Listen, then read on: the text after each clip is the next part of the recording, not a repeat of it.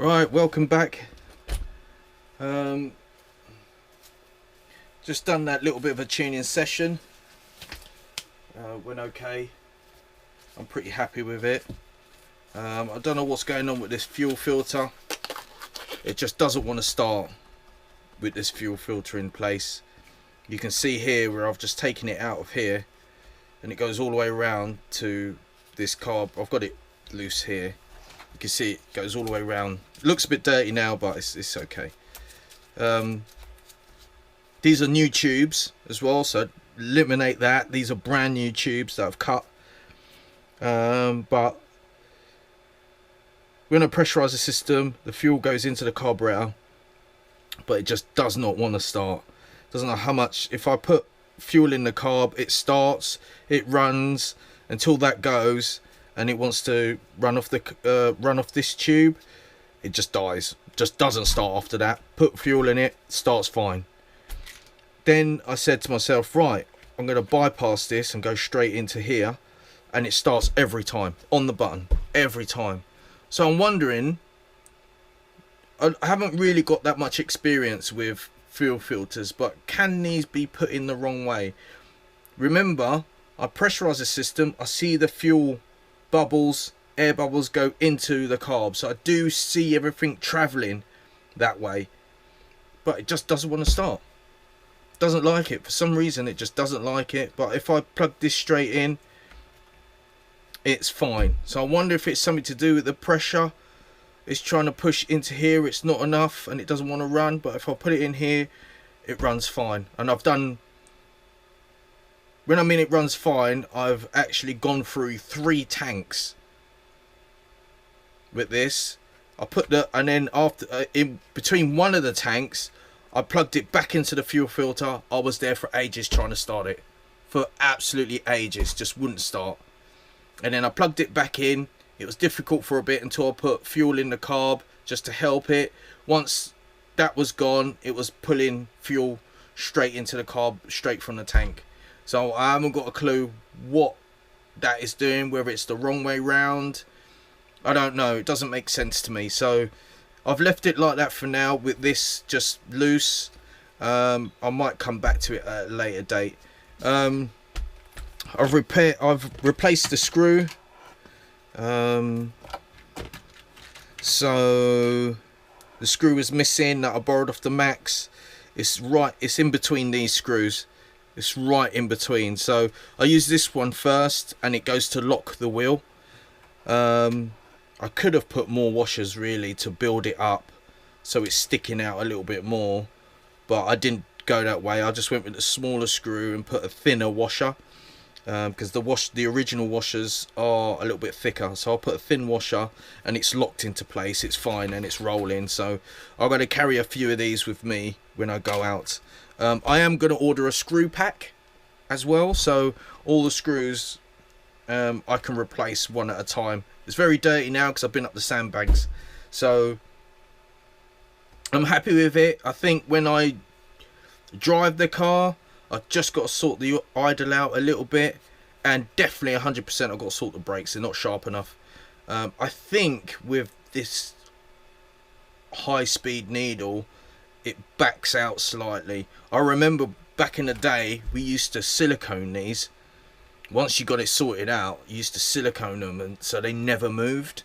And then when you did kind of move it, you did do a slot, and then you could move it, and the silicone would back out, but it will keep it into place. You know, these can move around. With this engine, this is the reason why it didn't. This is the reason why this tuned. I forgot that these have got 3 needles. This is a high speed, mid speed, and low speed. And look how loose this is. It's so loose. Like, I'm not even really touching that. I could just do this, look. And I can just do it with my finger. Like that. That's why I was losing tune. But I completely forgot. I was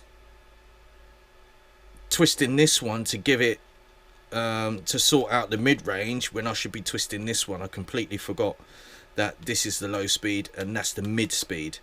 So anyway, I've taken this out just because of the sake of that. It's loose. It needs to be sorted, and that definitely needs to be siliconed in so it doesn't move. I haven't taken this out to see if there's any seals missing or anything like that, or might put PTFE tape in there. I haven't done that, but this is the reason why I particularly don't really like these engines, because there's a lot more going on with this carburetor than I like to really deal with. So I'm not going to have that engine in there. I can use it. I understand it now, why it wasn't starting from before, because of this and that. But I prefer this one where you just got the two. You just got 3 screws all in the same place, and you can just go in there and just twiddle all 3 of them and get it tuned up. So that's the way I kind of like it. So I think that's it for now. Oh, I'm going to sort out this switch.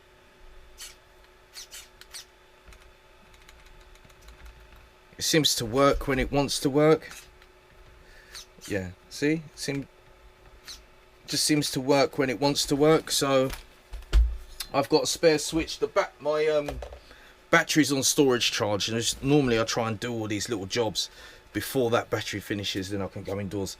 So yeah, I'm going to look at this switch, so I'm going to do that off camera, but that's about it. The next time you see this will be on the track. I've got to sort this brake out because it's absolutely atrocious. Absolutely, it's just rubbish. It's proper rubbish. So I'm going to sort that out as well, but I'm going to sort this switch out first because that can cause a runaway. So anyway, click on the bell and subscribe, and I'll see you out on track. Laters. Just thought I'd add a little note. The reason why I couldn't, the pull start was failing on the on this car while I was trying to take it out for a little bit of a tune, is because of this little collet. And basically with this collet, I don't know if you can see it on here, this little pin is inside the shaft, and it actually sits inside the shaft here, and it rolls up here. Its path is to roll.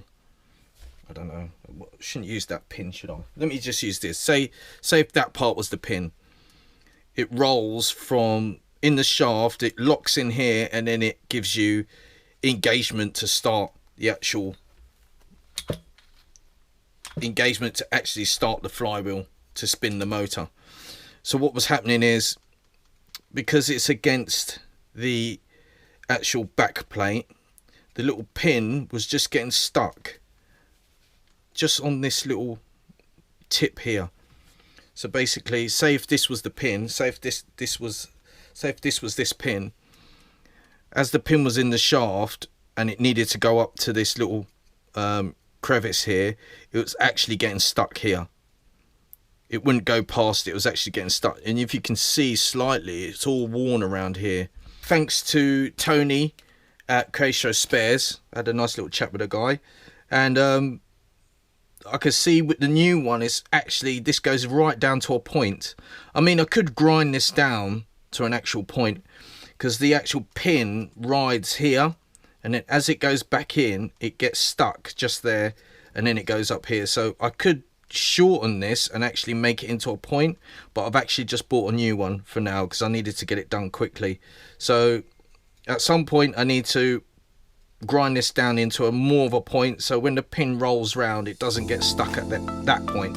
That's where it gets stuck and I can't move it. So that's why it was difficult.